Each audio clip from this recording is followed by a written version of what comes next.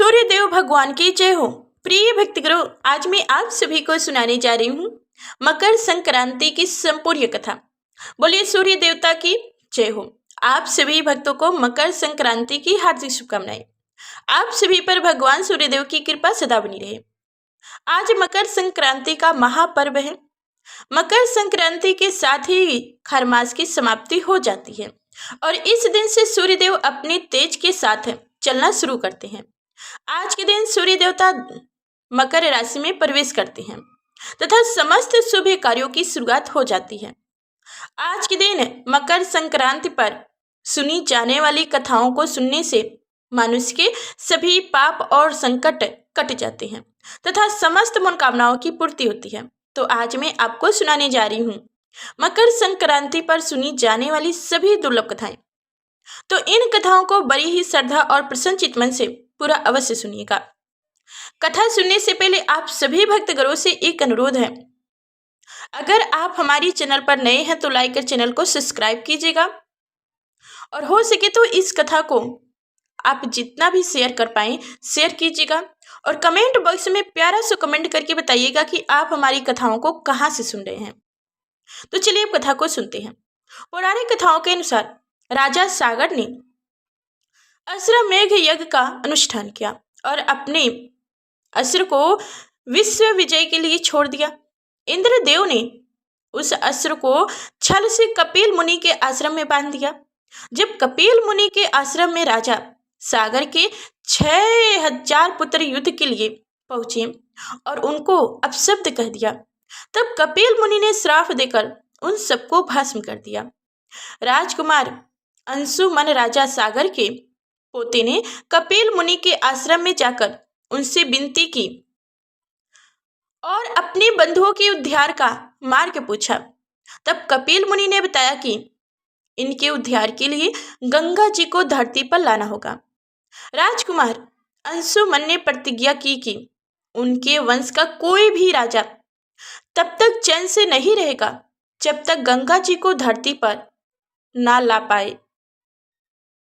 उनकी प्रतिज्ञा अनुसार सुनकर कपिल मुनि ने उन्हें आशीर्वाद दिया। राजकुमार अंशुमन ने कठिन तप किया और उसी दौरान अपनी जान दे दी। भागीरथ राजा दिलीप के पुत्र और अंशुमन के पुत्र ने राजा भागीरथ ने कठिन तप करके गंगा जी को प्रसन्न किया और उन्हें धरती पर लाने के लिए मना लिया। उसके पश्चात भागीरथ ने भगवान शिव की तपस्या की, जिससे कि महादेव माँ गंगा को अपनी जटा में रखकर वहां से धीरे धीरे माँ गंगा के जल को धरती पर प्रवाहित करें।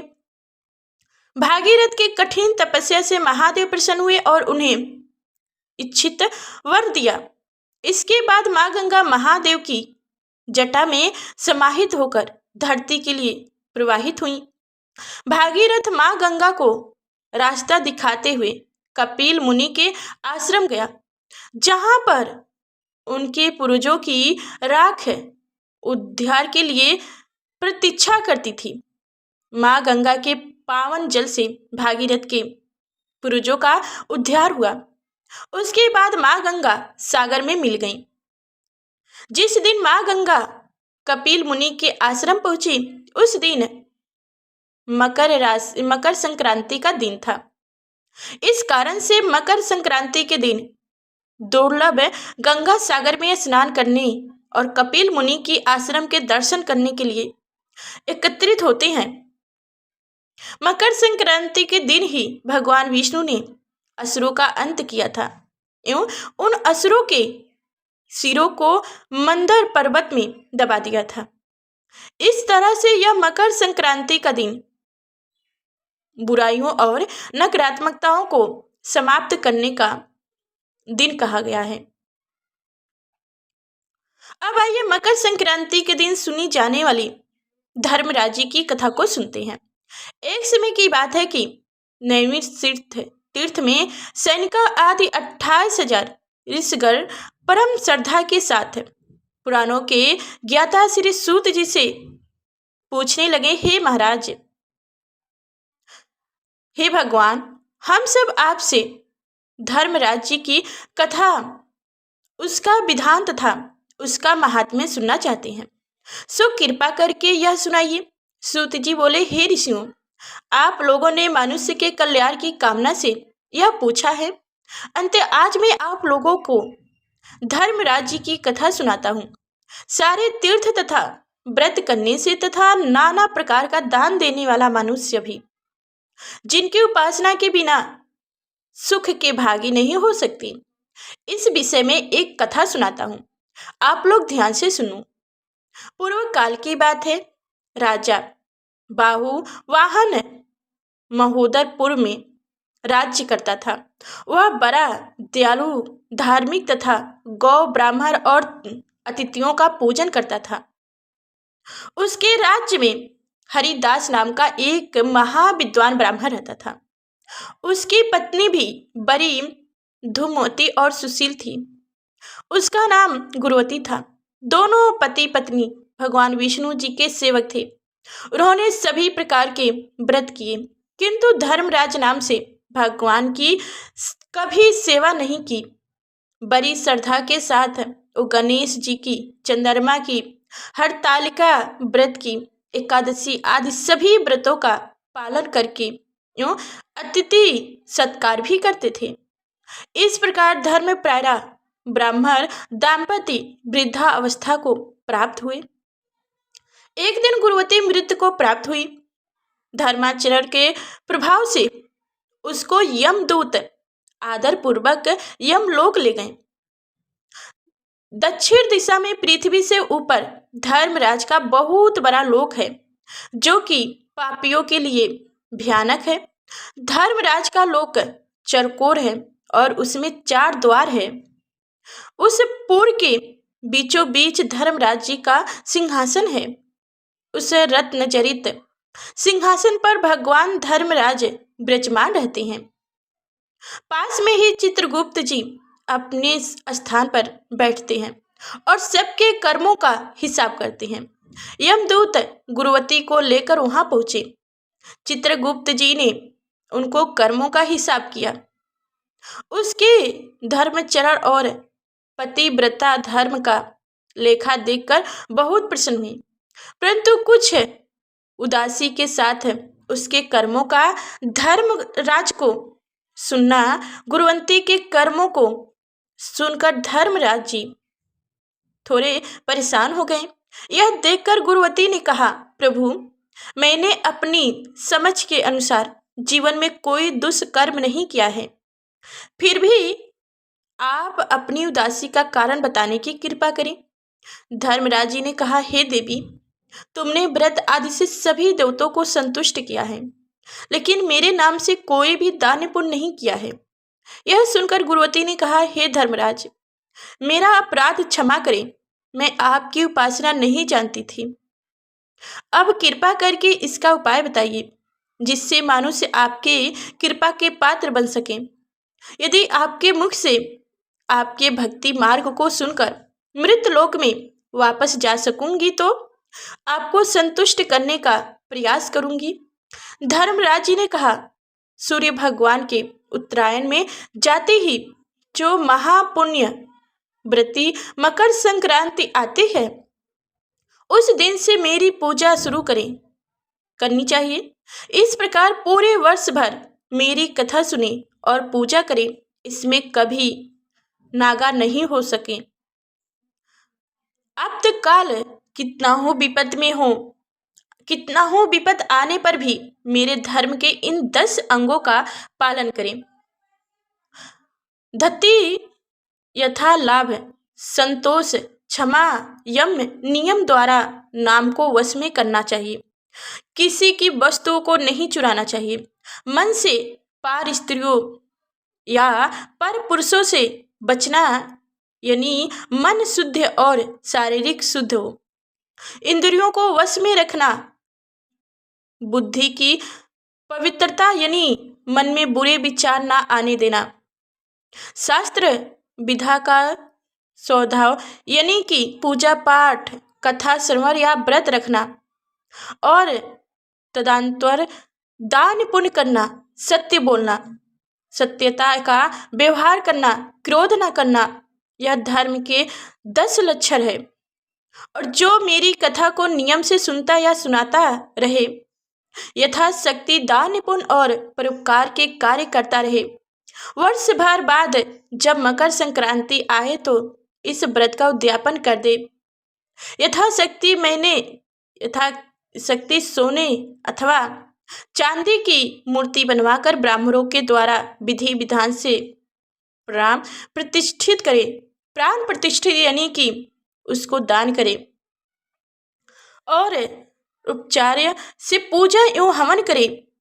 मेरे साथ चित्रगुप्त जी की पूजा करे, काले तिल के लड्डुओं का भोग लगाएं, ब्राह्मणों को भोजन कराएं, बांस की कटोरी में 5 सेर धन या जौ रख कर ब्राह्मणों को दान में दे दे। स्वर्ग प्राप्ति के लिए स्वर्ग का भी दान करे, यानी कि स्वर्ग में आपको जाना हो तो स्वर्ग के दान करें। और साथ में गद्दा, तकिया, रजाई, कंबल, पादुकास, बांस की लकड़ी, लोटा, डोर, 5 वस्त्र, 5 कपड़े की दान अवश्य देना चाहिए। यदि सामर्थ्य हो तो मेरे निर्मित श्रद्धा या तिल और चित्रगुप्त जी के निर्मित काली गाय का दान दें।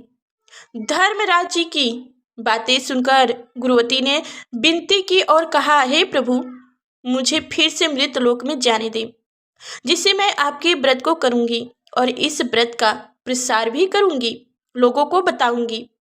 धर्मराज जी ने इसकी सहमति दे दी। सहमति देते ही गुरुवती के शरीर में जान आ गई। उसके पुत्र आदि बड़े प्रसन्न हुए। उसने सभी बातों अपने पति को बताई। मकर संक्रांति आते ही दोनों ब्राह्मण दंपति ने धर्मराज के निर्मित व्रत शुरू किया। 1 वर्ष के बाद इस व्रत का उद्यापन किया। इस व्रत के प्रभाव से उसे स्वर्ग की प्राप्ति हुई। सूत जी ने सैनिक आदि ऋषियों से कहा कि हे ऋषियों, जिस घर में स्त्री या पुरुष इस धर्मराज की कथा को श्रद्धापूर्वक प्रतिदिन पढ़ते अथवा सुनते हैं, वो दूसरों से दुखों से मुक्त हो जाते हैं। इसमें कोई भी संन्यास की बात नहीं है।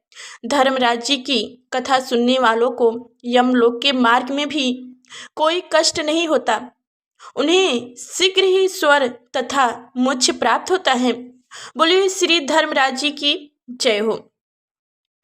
अब सुनिए अगली कथा, जो मकर संक्रांति पर सुनी जाने वाली दूसरी कथा को सुनाते हैं। एक गांव में एक बुढ़िया माई थी। वह व्रत नियम बहुत रखती थी। एक दिन भगवान के घर से यमदूत लेने आई। बुढ़िया माई यमदूत के साथ चली गई। आगे गहरी नदी पड़ी। बुढ़िया माई डूबने लगी। तब यमदूत ने पूछा, माई, तुमने गाय का दान किया है या नहीं? बुढ़िया माई ने मन में गाय माता का ध्यान किया तो गाय माता उपस्थित हो गई। गाय की पूंछ पकड़कर बुढ़िया माई ने नदी पार कर गई। आगे उसने चली तो काले कुत्ते उसे खाने के लिए दौड़े। तब यमदूत ने पूछा, कुत्तों को रोटी दी है क्या? तो बुढ़िया माई ने मन में कुत्ते का ध्यान किया तो कुत्ते चले गए। बुढ़िया माई आगे चली तो काले कौवे बुढ़िया माई को चोंच मारने लगे। तब यमदूत ने पूछा, बुढ़िया माँ, क्या ब्राह्मणी की बेटी को सिर में तेल लगाने को दिया था या नहीं? बुढ़िया माई ने ब्राह्मण की बेटी को याद किया तो कौवे ने चोंच मारना बंद कर दिया। आगे गई तो पैरों में कांटे चुभने लगे। यमदूत ने कहा, खराऊ दान किया है। बुढ़िया माई ने याद किया तो खराऊ पैरों में आ गई। आगे चली तो चित्रगुप्त जी ने यमदूतों से पूछा, आप किसको ले आए हो? यमदूतों ने कहा, बुढ़िया माई ने बहुत दान पुण्य किया है, लेकिन धर्मराज जी का कुछ नहीं किया है, इसलिए आगे के द्वार बंद हैं। तब बुढ़िया माई ने विनती की कि मुझे 7 दिनों के लिए धरती पर जाने दो। मैं इन 7 दिनों में धर्मराज जी की कहानी सुनकर उद्यापन करके वापस आ जाऊंगी। धर्मराज जी ने उसके प्राण लौटा दिए। धरती पर बुढ़िया माई के शरीर में जान वापस आ गई। सभी लोग बुढ़िया माई को जीवित देखकर भूतनी भूतनी चिल्लाकर भाग खड़े हुए। बुढ़िया माई अपने घर आई और अपने बेटे बहू से कहा, मैं भूतनी नहीं हूँ, मैं तो धर्मराज जी के कहे अनुसार वापस आई हूँ। मैं प्रत्येक दिन धर्मराज जी की कहानी सुनकर उसका उद्यापन करके वापस परलोक चली जाऊंगी। यह सुनकर बेटे बहू ने पूजा की सभी सामग्री ला दी, लेकिन कहानी के समय हुकार नहीं भरा। तब बुढ़िया माई पड़ोसन के पास गई। पड़ोसन ने कहानी सुनी और हुकार भी भरा। बुढ़िया माई ने 7 दिनों के पश्चात उद्यापन कर दान दिया। 7वें दिन धर्मराज जी ने बुढ़िया माई के लिए स्वर्ग से विमान भेजा। विमान देखकर सभी गांव वालों ने स्वर्ग जाने के लिए कहा। तब बुढ़िया माई ने कहा, मेरी कहानी तो केवल पड़ोसन ने ही सुनी है। यह सुनकर सभी गांव वालों ने बुढ़िया माई के पांव पकड़ लिए और धर्मराज जी की कहानी सुनने को कहा। बुढ़िया माई ने कहानी सुनने के बाद सभी गांववासी विमान में बैठकर स्वर्ग पहुंच गए। सभी गांववासियों को देखकर धर्मराज जी ने कहा, मैंने तो केवल बुढ़िया माई के लाने के लिए विमान भेजा। तब बुढ़िया माई ने कहा, मेरी कहानी इन सब ने सुनी है, इसलिए मेरा आधा पुण्य इनको दे दिया जाए और स्वर्ग में वास भी दे दिया जाए। तब धर्मराज जी ने सभी गांववासियों को स्वर्ग में वास दे दिए। हे धर्मराज जी, आपने जैसे बुढ़िया माई को स्वर्ग दिया वैसे सबको देना। कहानी सुनने वाले, हुकार भरने वाले, कहते सुनते हुकार भरने वाले को स्वर्ग देना। बोलिए धर्मराज जी की जय हो।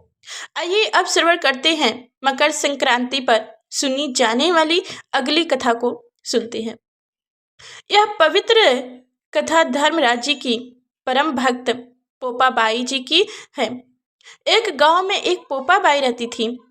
जब वह 5 साल की थी तभी से वह नियम से धर्मराज जी की व्रत किया करती थी और कथा सुनती थी और व्रत करती थी। एक दिन उसने अपने भाई एवं भाभी से कहा कि मैं शादी नहीं करूंगी, अब मैं अपना संपूर्ण जीवन भगवान की पूजा में अर्चना में ही बिताना चाहती हूँ, इसलिए मेरी झोपड़ी गांव के बाहर बनवा दो और गांव में सबको कह दो कि वह अपने गाय एवं बछड़े को मेरे यहाँ ही घास चढ़ने के लिए भेज दें और जिसकी भी इच्छा हो, श्रद्धा हो, मुझे खाना भोजन दे दें। एक दिन नगर का राजा शिकार खेलने जंगल में आया और गांव के बाहर जंगल के पास बनी झोपड़ी देखकर रुक गया। झोपड़ी के पास जाकर उसने आवाज लगाई, कौन है? लेकिन भीतर से कोई आवाज नहीं आया, पर वह लगातार दरवाजा खटखटाता रहा। तब पोपाबाई उठी और कहने लगी कि कौन हो तुम, जो बार बार दरवाजा खटखटा रहे हो, क्यों आवाज लगा रहे हो? राजा ने कहा कि मैं यहाँ का राजा हूँ और तुम्हारे साथ विवाह करना चाहता हूँ। पोपाबाई ने कहा कि यहाँ से जहाँ से आए हो वहीं चले जाओ, मैं किसी पराये आदमी का मुंह नहीं देखती हूँ। राजा ने पोपाबाई की एक नहीं सुनी और उसे जबरदस्ती उठाकर ले गया। तब पोपाबाई ने राजा को श्राप दिया कि तुम्हारा सारा राजपाट नष्ट हो जाएगा। महल में आने पर राजा की रानियों ने सारी बातें सुनकर राजा से अनुरोध किया कि पोपाबाई को वहीं वापस छोड़ाओ। राजा जब पोपाबाई को वापस झोपड़ी में छोड़ने जाने लगा तो रास्ते में पाप की नदी आई, जिसमें राजा डूब गया। कुछ समय बाद पोपाबाई मृत्यु के बाद धर्मराज जी के यहाँ पहुंची और धर्मराज जी ने उन्हें स्वर्ग का राज दे दिया। एक बार एक सेठ एवं सेठानी मृत लोक से स्वर्ग लोक आए तो उनके द्वार बंद देखकर वह धर्मराज जी से द्वार खोलने का आग्रह करते हैं। धर्मराज जी कहने लगे कि इस द्वार पर पोपाबाई का राज है। इस पर सेठ सेठानी कहते हैं कि हम पोपाबाई को नहीं जानते हैं। धर्मराज जी ने उन दोनों की बातें सुनकर कहते हैं कि तुम दोनों 7 दिन तक मृत लोक में रहो। 8 झोपड़ियों से राई भरकर 5 कपड़े ऊपर रखकर कहानी सुनकर उद्यापन करना और कहना कि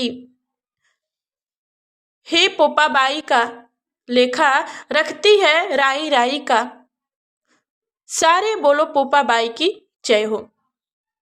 आइए अब मकर संक्रांति के दिन सुनी जाने वाली धरती माता की कहानी को सुनते हैं। यह कहानी समस्त मनोकामनाओं की पूर्ण कर देती है। धरती माता एक ब्राह्मणी थी। वह बहुत धार्मिक महिला थी। सभी ग्रामवासियों उनका बहुत सम्मान करते थे। जो कोई भी उसकी शरण में आता वह सबकी मदद किया करती थी और मन ही मन भगवान का स्मरण किया करती थी। भगवान की सेवा पूजा एवं जरूरतमंदों की सेवा ही उनका परम धर्म था। एक दिन ब्राह्मणी मर कर भगवान के घर गई। वहां जाकर बोली, मुझे बैकुंठ का रास्ता बता दो। स्वर्ग से एक दूत आया और बोला, ब्राह्मणी आपको क्या चाहिए? वह बोली, मुझे बैकुंठ का रास्ता बता दो। आगे आगे दूत और पीछे पीछे ब्राह्मणी मंदिर तक गई। ब्राह्मणी बहुत धार्मिक महिला थी। उसने बहुत दान पुण्य कर रखा था। उसे विश्वास था कि उसके लिए बैकुंठ का रास्ता अवश्य खुल जाएगा। ब्राह्मणी ने वहां जाकर देखा कि वहां बड़ा सा मंदिर है। सोने का सिंहासन, हीरे मोती से जड़ी छवि थी। चित्रगुप्त जी न्याय सभा में बैठे साक्षात इंद्र के समान शोभा पड़ रहे थे और न्याय नीति से अपना राज्य संभाल रहे थे। यमराज जी सबको कर्म अनुसार दंड दे रहे थे। ब्राह्मणी ने जाकर उन्हें प्रणाम किया और बोली, मुझे बैकुंठ जाना है। तब चित्रगुप्त जी ने लेखा सुनाया और कहा कि ब्राह्मणी तुमने सब धर्म किया है परंतु धरती माता की कहानी नहीं सुनी, इसलिए तुम्हारे सर पर धरती माता का कर्ज है। तुम बैकुंठ में कैसे जाओगी? ब्राह्मणी बोली, धरती माता की कहानी के क्या नियम हैं? तब चित्रगुप्त जी बोले, कोई 1 साल, कोई 6 महीने, कोई 7 दिन ही सुने पर धरती माता की कहानी अवश्य सुने, फिर उसका उद्यापन कर दे। धरती माता की कहानी सुनने से जाने अनजाने में किए गए पाप कर्मों को धरती माता हर लेती है। स्वर्ग लोक में धर्म को ही स्थान प्रथम है। यहाँ पाप के लिए कोई जगह नहीं है। धरती माता की कहानी पीपल के पेड़ के नीचे बैठकर सुननी चाहिए। यह बात सुनकर ब्राह्मणी ने प्रार्थना की कि मुझे 7 दिन के लिए वापस पृथ्वी लोक पर जाने दो। मैं कहानी सुनकर वापस आ जाऊंगी। चित्रगुप्त जी ने उनका लेखा जोखा देखकर 7 दिन के लिए उन्हें पृथ्वी पर भेज दिया। ब्राह्मणी जीवित हो गई। ब्राह्मणी ने अपने परिवार वालों से कहा कि मैं 7 दिन के लिए धरती माता की कहानी सुनने के लिए वापस आई हूँ। इस कथा को सुनने से बड़ा ही पुण्य मिलता है। उसने पीपल के पेड़ के नीचे बैठकर परिवार के साथ 7 दिन तक धरती माता की कथा सुनी। 7 दिन पूरे होने पर वापस से धर्म राज्य का बुलावा आया और ब्राह्मणी को बैकुंठ में श्री हरि के चरणों में स्थान प्राप्त हुआ। जो कोई भी प्राणी धरती माता की कहानी सुनता है, मृत्यु के समय सभी पाप कर्म धरती माता हर लेती हैं। उस प्राणी को बैकुंठ में स्थान प्राप्त होता है। बोलिए धरती माता की जय हो।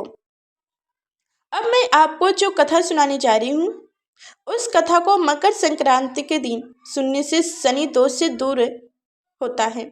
शनि दोष दूर होता है तो आप लोग बहुत बड़ी ही श्रद्धा से इस कथा को सुनिएगा। पुरानी कथाओं के अनुसार सूर्यदेव और शनिदेव में अच्छे संबंध थी। दरअसल इसका कारण था कि सूर्यदेव का शनि की माता छाया के प्रति उनका व्यवहार। दरअसल शनि देव का रंग काला होने के कारण सूर्यदेव ने उनके जन्म के दौरान कहा था कि ऐसा पुत्र मेरा नहीं हो सकता। इसके बाद से सूर्यदेव ने शनि देव और उसकी माता छाया को अलग कर दिया था। जिस घर में वह रहते थे उनका नाम कुंभ था। सूर्यदेव के ऐसे व्यवहार से क्रोधित होकर छाया ने उन्हें श्राप दे दिया था। माता छाया ने सूर्यदेव को कुष्ठ रोग का श्राप दिया था। छाया ने उन्हें श्राप दे दिया था। माता छाया ने सूर्यदेव को कुष्ठ रोग का श्राप दिया था, जिसे क्रोधित होकर सूर्यदेव ने छाया और शनिदेव का घर जलकर राख हो गया था। सूर्यदेव के पुत्र यम ने सूर्यदेव को उस श्राप से मुक्त कराया था। साथ ही उसके सारे मांग रखी थी कि वह उनकी माता यानी कि अपने व्यवहार में बदलाव लाए। इसके बाद सूर्यदेव छाया और शनिदेव जी से मिलने के लिए उनके घर पहुंचे थे। जब सूर्यदेव वहां पहुंचे तो उन्होंने देखा कि वहां कुछ भी नहीं था, सब कुछ जलकर बर्बाद हो गया था। उसके बाद शनिदेव ने काले तिल से अपने पिता का स्वागत किया था।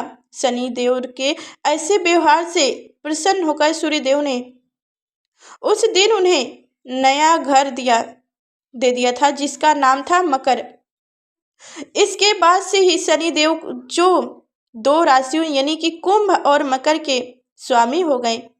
शनिदेव जी के इस व्यवहार से प्रसन्न होकर सूर्यदेव ने उन्हें यह भी कहा था कि जब भी वह मकर संक्रांति के मौके पर उनके घर आएंगे तो उनका घर धन्य धान से भर जाएगा, उनके पास किसी भी वस्तु की कमी नहीं रहेगी। साथ ही यह भी कहा था कि इस दिन जो लोग भी मकर संक्रांति के मौके पर मुझे काला तिल अर्पित करेंगे उनके जीवन में सुख समृद्धि आएगी। इसलिए मकर संक्रांति के मौके पर सूर्यदेव की पूजा में काले तिल का इस्तेमाल करने से व्यक्ति के घर में धन्य धान की कोई कमी नहीं रहती है। बोलिए सूर्यदेव महाराज की जय हो। बोलिए श्री शनिदेव जी की जय हो। तो प्रिय भक्तगणों, उम्मीद करती हूँ कि आज की यह हमारी कथाएं आप सभी को अच्छी लगी होगी। तो लाइक कर चैनल को सब्सक्राइब करें। फिर मिलते हैं अगले नेक्स्ट वीडियो में, तब तक के लिए धन्यवाद।